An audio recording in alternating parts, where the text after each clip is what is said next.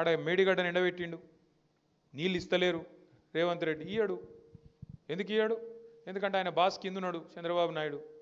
నువ్వు కడితే బరాబర్ మర్యాద ఉండదు రాబాయ్ అంటే కిందికి నీళ్ళు పోవన్నాయి. మరి ఇయ్యడు. ఆయన ఆడిచ్చినట్టు ఈయన పాపం ఈయన దేవుని ఈయన కోవట్టు చిన్న మనిషిన. వాళ్ళిద్దరు ఎట్లా ఆడిస్తే అట్లా ఆడేటోడు ఈయన చేతులు ఏముంటుంది.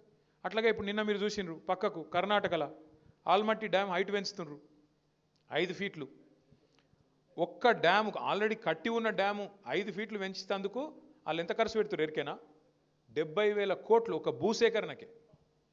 70,000 కోట్లు. అదే కేసీఆర్ గారు 40 లక్షల ఎకరాలకు నీళ్ళు ఇచ్చే ప్రాజెక్టు దాని మీద 93,000 కోట్లు ఖర్చు పెడితే తిన్నాడు 1,00,000 కోట్లు తిన్నాడు 1,00,000 కోట్లు తిన్నాడు వేసుకపోయింది ఇంట్లోకు. మనం ఎప్పుడైనా ఆలోచించినామా కనీసం? అరే 93,000 కోట్లు ఖర్చు అయిన ప్రాజెక్టులో 1,00,000 కోట్లు ఎవడెట్లా తింటాడు? మరి 1,00,000 కోట్లు ఈయననే తింటా బరాజులు ఎవడు కట్టిండు? ఆ పంప్ హౌజులు ఎట్లా కట్టిర్రు? ఆ సొరంగ మార్గాలు ఎట్లా కట్టిర్రు? మరి ఆ మొత్తం కాలువలు ఎట్లా కట్టిండ్రు? గన్ని రిజర్వాయర్లు ఎట్లా వచ్చినాయి? గిన్ని నీళ్ళు ఎట్లా వస్తున్నాయి?